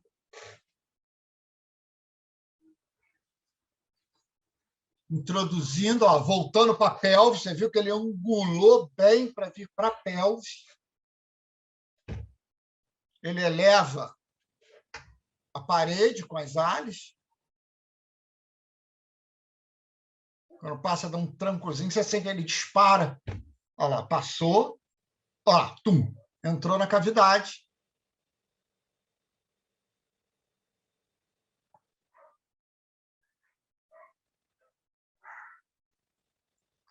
Agora, são as duas técnicas para proteção. Primeiro, ele pega uma seringa com 20 ml e joga. Ó, vai jogar todo. Pode ser 20, 10, 5. Normalmente, eu utilizo uma de 20.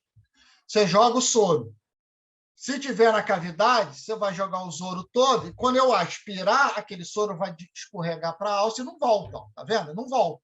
Se tiver entre o peritônio e a aponeurose, ele fica num espacinho, ele vai voltar. Essa é a primeira manobra que a gente faz. Esse aqui é o de esterilizar, chama agulha de Vegas. Agora é da gota. Ó. Você deixa uma gota ali em cima e levanta a parede. Quando eu levantar a parede, o espaço puxa a gota lá. A gota entrou, pronto. Seguro. Agora eu encaixo o gás carbônico, ligo o seu aparelhinho e ele vem insuflando lentamente, progressivamente, o gás carbônico para dentro da cavidade abdominal. Aqui ele está insuflando em 14, tá vendo?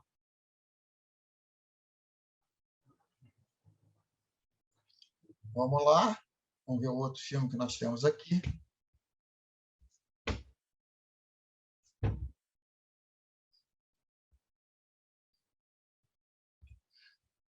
Agora ele vai mostrar um trocáter para vocês. Não, até uma medida nessa agulha, não tem não. Não tem como você saber se é seguro, não. Por isso que você tem que fazer esses testes e levantar a cavidade. Olha, o trocáter. Então, isso é para mostrar para vocês como é que é a perfuração. Existem alguns trocáter que você consegue ver a perfuração. Olha, ele botou a ótica e a ponta do trocáter, que é cortante, ele tem ele é fosco e eu consigo enxergar através do plástico. Ó, ele está funcionando assim que o trocáter passa. Olha lá, ele vem perfurando, normalmente, ó, perfura a musculatura, se for o caso, chegou na cavidade e ele olha. Olha lá. Destravou, tirou a agulha. Ó, o gás carbônico continua ali, já que eu tirei a agulha. E a pinça entra por ali, ok?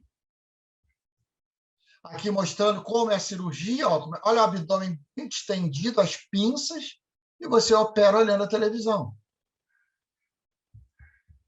Mais uma vez, ó, olha o tamanho do abdômen, com o espaço criado. O cara não é gordo, não, o cara é normal. E o abdômen criou um espaço virtual aonde você opera. Tá? Então, aqui você vê a câmera, o monitor, aqui o insuflador, ó, tá? Então, fica os aparelhagens todos ali e a luz, ó. Ó, a cirurgia vem transcorrendo e você vem operando e olhando aquilo ali. Agora, vamos adiantar um pouquinho, que eu já botei de propósito. Aqui uma série.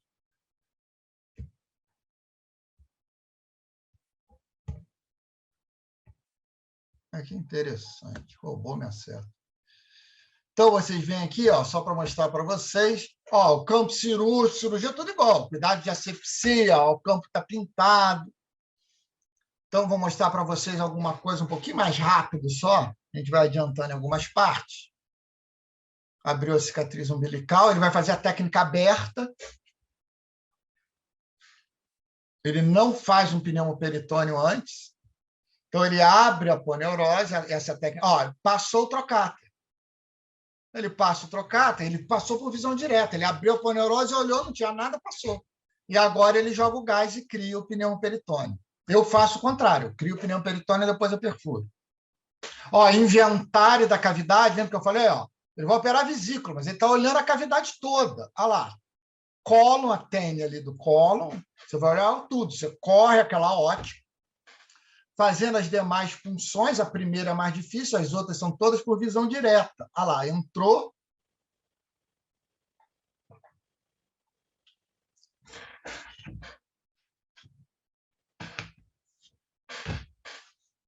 Olha lá, pinça de apreensão, elevou a vesícula biliar.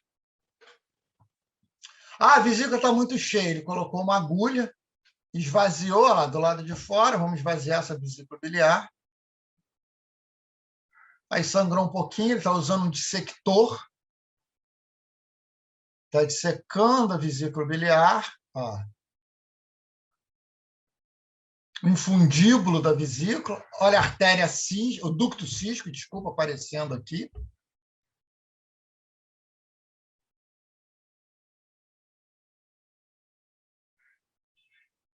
Está sangrando um pouquinho, até mais que o normal. Normalmente não sangra tanto assim. Olha, ele está dissecando o ducto cístico. Olha ele ali, ó.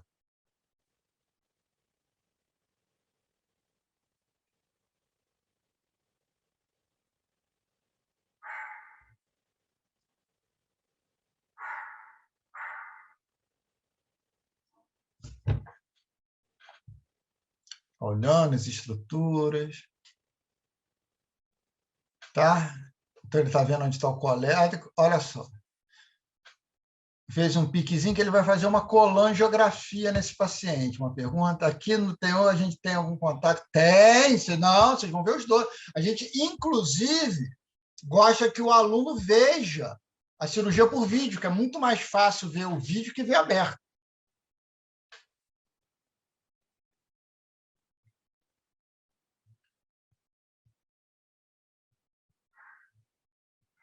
Ó, aí você está fazendo uma colangiografia, não vem ao caso, não, deixa eu adiantar um pouquinho.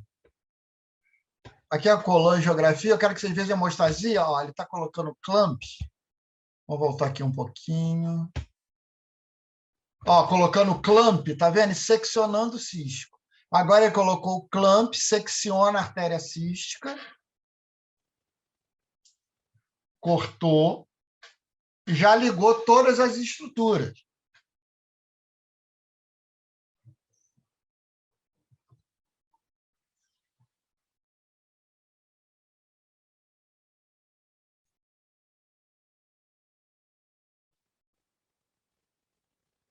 Cortando, tinha uma artéria cística acessória posterior, e agora esse não chega, ó, ele lava o próprio aparelho, e é um hook diferente, né? Ele só tem a pá, não é o hook, que é o gancho propriamente dito. Você vai cauterizando, aí dá esse gásinho, aí você abre a torneirinha para o gás sair da cavidade e vai dissecando.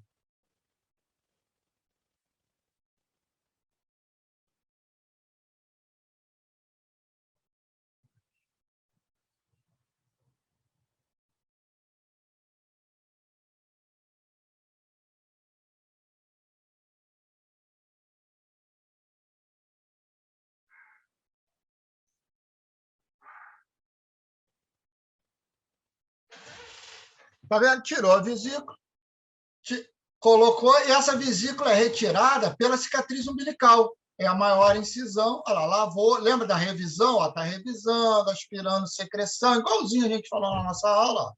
Lava a cavidade, aspira, tirando os trocáteres. Não lembro se ele mostra ele tirando a vesícula. Olha lá, não, já acabou a cirurgia, tirou o pneu peritônio. Como ele abriu um pouquinho, ele está fechando essa incisão, mas normalmente a gente nem usa fio, tá? Só o próprio trocáter fecha.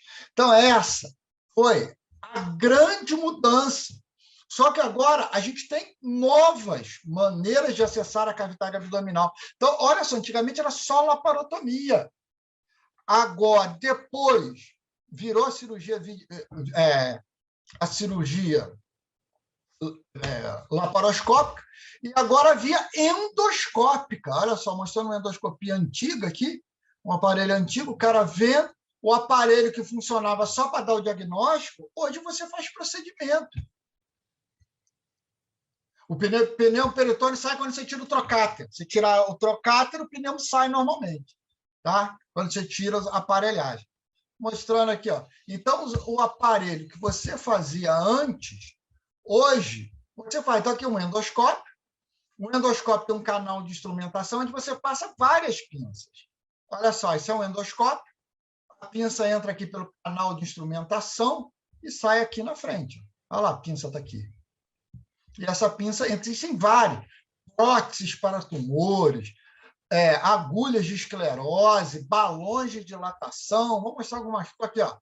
Um pólipo, eu passo o pólipo, cauterizo o pólipo, retira esse pólipo, varizes de esôfago, fazendo ligadura elástica. Uma estenose de piloro, ele dilata, olha o piloro aberto depois. Aqui uma estenose de acalásia do cárdia, ele abrindo passagem. Funcionando colangiografia, CPRE, que a gente vai falar isso muito no 8º período para você, para tirar cálculo. Vou mostrar um filme. Então, isso aqui é feito. O paciente, a nível ambulatorial, veio fazer um exame de colonoscopia. Quando passa, eu olho aqui e vejo um pólipo. Então, olha lá, o pólipo aparece ali.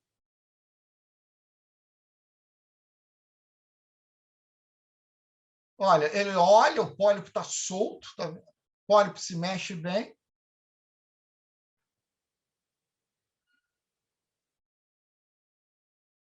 Passa uma alça, olha lá, essa alça é ligada num cautério.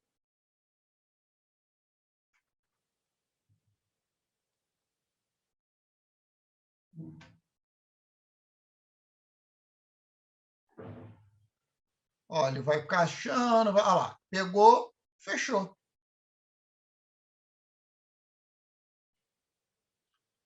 Liga-se o cautério, vamos recuar um pouquinho, olha lá, olha, pinçou. Isso, antigamente, você fazia uma laparotomia. Você fazia esse diagnóstico no exame contrastado e tinha que operar o paciente e tirar um pedaço da alça dele. E vinha a lesão benigna. Agora, olha lá, você cauteriza.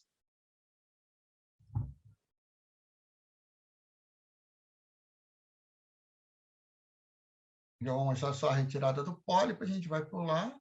É um pólipo com pedículo grande, está com um pouquinho de dificuldade.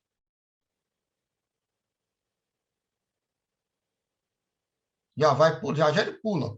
Vai queimando, vai fechando o cautério. Isso é lento e progressivo. Vai queimando, vai fechando, vai queimando, vai fechando.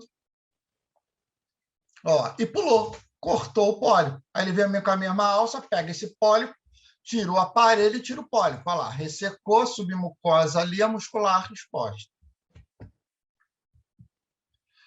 Aqui, antigamente, você pegava um paciente gravemente enfermo, o paciente não conseguia mais se alimentar, ele tinha um acidente vascular encefálico, e a gente ia fazer uma gastrostomia. Você lembra? Ostomia, nova boca, nova abertura pelo estômago para alimentar. Hoje você faz isso por via endoscópica. Antes você tinha que fazer uma incisão mediana, achar o estômago e abrir o paciente entubado sob anestesia geral.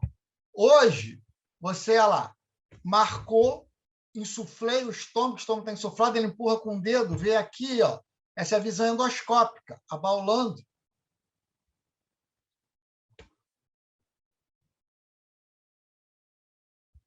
Já viu aí?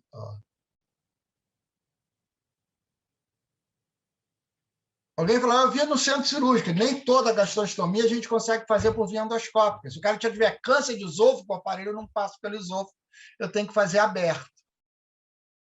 Olha, ele vai colocar uma agulha, já vai aparecer o endoscópio. Enfiou a agulha e ele está o endoscópio olhando. Olha, a agulha entrou na cavidade abdominal. Entrou dentro do estômago. Olha lá. Ele pegou a alça, a mesma alça que fez a polipectomia, passou na agulha. E passa um fio guia, tá vendo? Do lado de fora, olha lá em cima, e esse fio guia está indo dentro do estômago. Ele pega a alça, pegou o fio guia. O fio guia está no endoscópio que está pela boca. E ele puxou, e saiu na boca do paciente, olha lá. Aí, a boca do paciente aqui, o fio guia aqui, e ele está pegando a sonda de gastrostomia. Olha lá. Encaixou a sonda de gastrostomia. Olha o fio guia que ele introduziu aqui. Está preso, prendeu a sonda no fio. Na ponta dessa sonda tem igual uma agulha, você vê que ela é fininha. É uma agulha de metal ali na ponta e o fio é de metal. Senão ele arrebenta.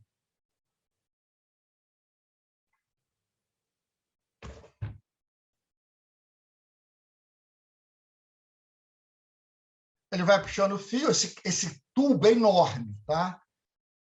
Então ele vai puxando o fio. Olha o endoscópio aqui, esperando a hora de ir junto. Ó, o fio chegou, ele vai puxar o fio, a sonda vai sair aqui, ó.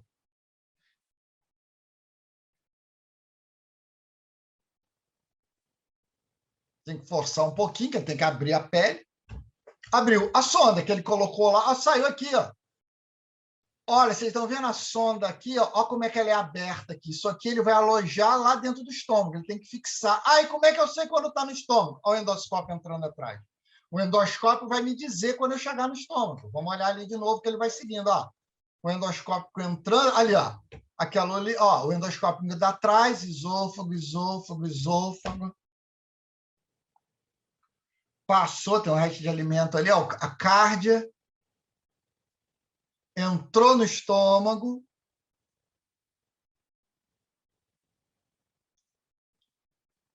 E fixou, olha lá. E pronto, acabou a gastrostomia. Isso mesmo, foi aberto que você vê no centro cirúrgico.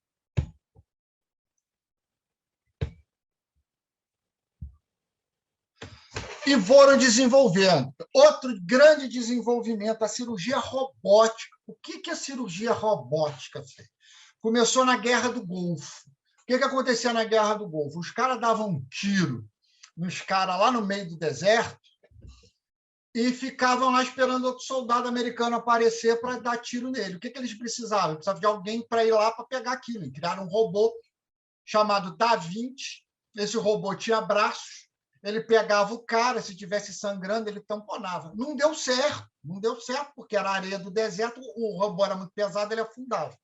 Mas eles notaram que, como eles usavam controle remoto, e aquele braço tinha bastante mobilidade, que eles podiam usar para operar.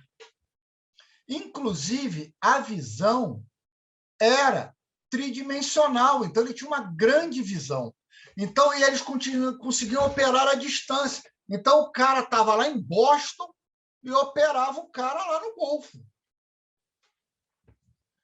Então, você consegue operar à distância. Olha a aparelhagem, é semelhante à cirurgia videolaparoscópica, só que o material é mais delicado. Então, o que acontece? Olha como é que você opera, que a aparelhagem da mão, ele é igual um joystick. Você mexe a mão, a pinça mexe. Eu dobro minha mão, a pinça dobra. E ela tem controle de movimento. Se eu espirrar e fizer isso, ele não faz isso. Ele consegue aumentar. Lembra que ele é um robô, ele consegue um detalhe, pegando aqui um grãozinho de arroz, bem delicado, sem romper o grão de arroz. A imagem tridimensional, olha só. Então, é isso que vocês estão vendo aí, é como se fosse a mão dele fazendo assim. Olha que interessante. A mão dele aqui, ó.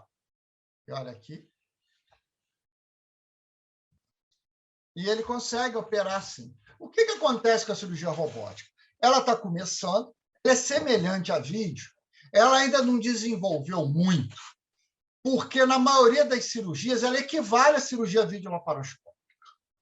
Mas eu consigo enxergar. A grande vantagem da cirurgia robótica em relação às cirurgias convencionais é que a cirurgia robótica tem uma riqueza de detalhes muito maior. Então, muitos hospitais já têm, tá? Não precisa falar, né? Sírio-Libanês, Albert Einstein, no Rio, Hospital da Unimed, tá?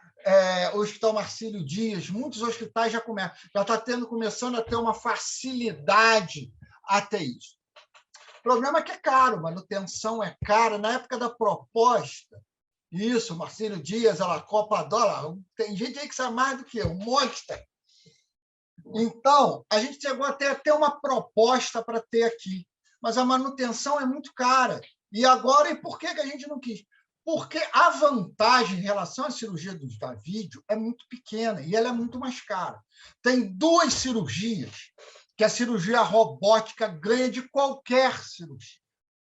Primeiro, câncer de próstata. Qual é o problema do câncer de próstata? Você vai fazer uma prostatectomia radical. Quando você tira o câncer, você precisa de margem de segurança. A inervação para o pênis, ela passa superior à próstata. Então, quando o paciente faz uma prostatectomia radical para o tumor, eu tiro a inervação que vai para o pênis. Isso quer dizer o quê? O cara fica impotente. Não tem jeito, vai botar prótese depois, mas ele vai ficar impotente. A cirurgia robótica, eu consigo enxergar com tanta riqueza de detalhes que eu consigo ver o limite do tumor e a terminação neural. Então, eu consigo manter muito da terminação neural, então eu previno a impotência do paciente. É uma grande vantagem para o paciente. Segundo, cirurgias neurológicas. Por que cirurgias neurológicas? Porque você tem que ressecar partes do cérebro e, eu enxergando com uma riqueza de detalhes maior, eu consigo ser mais econômico e preservar parênquima cerebral sadio mais do que nas cirurgias por vídeo ou nas cirurgias convencionais. Então, essa é a única vantagem. Então, eu quero mostrar para vocês que algumas coisas também extrapolam. Está quase, está na hora de mandar mensagem para todo mundo, está chegando a presença. Primeiro vai ser turma A, depois turma B. Hein? Faltam 15 minutos para acabar a nossa aula. Tá? E a gente extrapola um pouquinho. Extrapola com o quê? Primeiro, notes. O que é um note? Cirurgias por orifícios naturais. Pessoal, mas já tem isso, endoscopia. Não. Cirurgia da barriga intracavitária pelo orifício natural. Então, você está vendo o quê? O cara te perfura o estômago, perfura o reto, perfura a vagina e vai operar lá a vesícula. Tá? Então, isso começou, foi feita instalação, feito lá no Oriente Médio, alguns países do Oriente Médio começaram a desenvolver isso. O aparelho é semelhante ao endoscópio, vou mostrar para vocês. Está vendo aqui o estômago perfurado, o reto perfurado. E, meu Deus, isso vale a pena? O que o cara defendia? Eu opero uma vesícula e não deixo cicatriz. Era isso, era essa que o cara está vendendo o peixe dele. Vamos lá. Então, vou mostrar, né? Melhor mostrar. Então, olha o aparelho. É semelhante ao endoscópio, mas ele é muito mais calibroso que o endoscópio. Tá? Os movimentos são semelhantes. O endoscópio faz isso. Up, down, lateral direito, lateral esquerdo. Então, os aparelhos fazem a mesma coisa. A pinça também tem esses movimentos. Olha, o resto é igualzinho, o paciente está anestesiado, anestesia geral.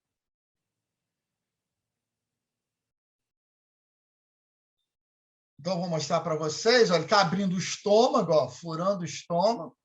Aqui mostrando por uma câmera que está em outro orifício, já saindo do estômago.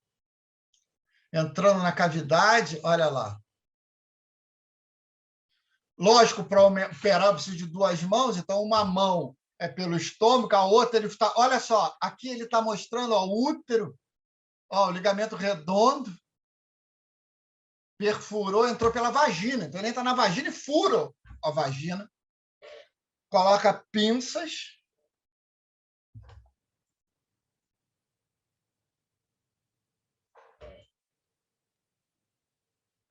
Isso é título. A aula já acabou, né? Isso é título de curiosidade. Mostrando o cara, pegou o vídeo, todo mundo operando lá, ele mostrando, o aparelho está lá na boca do paciente.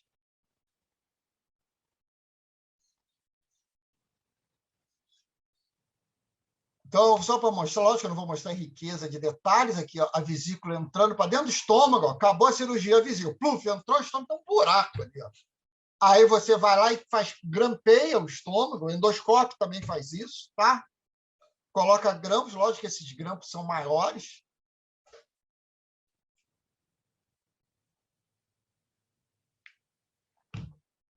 Posterior, esses grampos acabam saindo, ele vai evacuar lá. Grampo lá no estômago. Vagina, a mesma coisa, ele vai lá, ou deixa aberta a vagina, que cicatriza sozinho. A vesícula. Olha lá, o estômago suturado lá atrás, ele vem tirando a vesícula. Vem puxando a vesícula, olha lá, a vesícula dentro da luz intestinal, ó, dentro da luz do esôfago agora. Está puxando a vesícula. Olha, a vesícula vai ali e sai pela boca do paciente. Lógico que isso, vocês viram, não foi para frente. Por que não foi? Primeira coisa, lembra que nós falamos das complicações do paciente, que é decência de sutura? Se o cara faz uma decência da pele, evisceração e ventilação, na vídeo, vai ficar uma cicatriz feia, porque a poneurose normalmente fecha, não dá para uma alça passar no furinho daquele. Então, fica uma cicatrizinha ali alta, hipertrófica, que vocês já aprenderam, alguma coisa assim. Decência do estômago é igual uma úlcera perfurada. Úlcera perfurada com mais de 72 horas de evolução, a mortalidade é próxima de 100%. Então, isso não pegou. Mas dentro das loucuras, muita coisa fica. Então, por exemplo, vamos mudar aqui. Pancreatite é uma doença muito grave. Vocês vão ter aula disso em gastro, lá no internato a gente vai falar alguma coisa.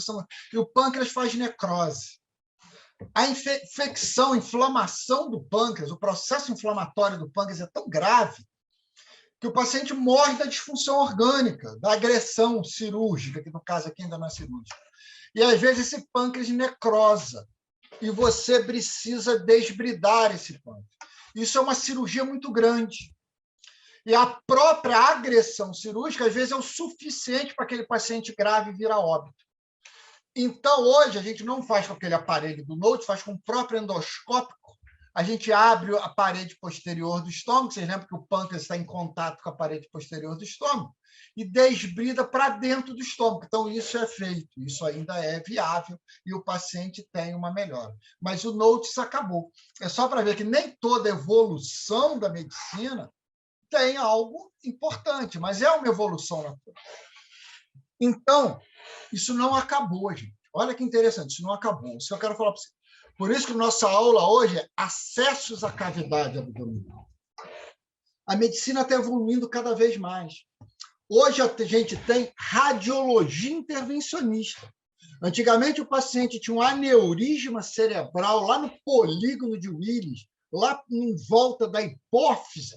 Para você chegar lá, o paciente, só de operar, o paciente tinha sequela. Para operar hoje, a melhor via de acesso era transoral. Você descolava a boca, vinha aqui pela asa, ele entrava aqui na base do crânio, fraturava e ligava aquele vaso. Olha que trauma que o paciente tinha. Então, a chance de lesão. Hoje, você leva o paciente para o raio-x, faz um acesso vascular nesse paciente, vai com um vasinho, e joga cetoacrilato e preenche aquele aneurisma de cola biológica. Para quem não sabe, a cetoacrilato é o mesmo nome do Super Bonder. Lógico que não é o Super Bonder que vocês vão comprar na farmácia, mas o acetoacrilato que utiliza é o mesmo. Então, vocês utilizam isso. Hoje, o cara bate de carro e lesa o fígado está sangrando, você vai lá, joga cola biológica no vaso que está sangrando e para com o sangramento. Então, a medicina vai evoluindo a cada vez mais. Então, as laparotomias, o que eu acredito, claro, opinião de profissional, isso não quer dizer que vai ser verdade, que as laparotomias vão ser guardadas para trauma. Trauma. Quando que eu vou cortar a barriga de alguém? Trauma, locais inóspitos. Fora isso, é cirurgia robótica, cirurgia laparoscópica, radiologia intervencionista. Então, essa é a evolução natural da medicina. Lógico que essa parte de Note não tem no nosso GOF. Tá? A gente vai até cirurgia robótica, a gente fala alguma coisa para vocês, então, mas aqui está a nossa referência, o 58, 59 do GOF, é a nossa grande referência, tá? Mais um pouquinho da cirurgia robótica que a gente fala aqui durante a aula para vocês.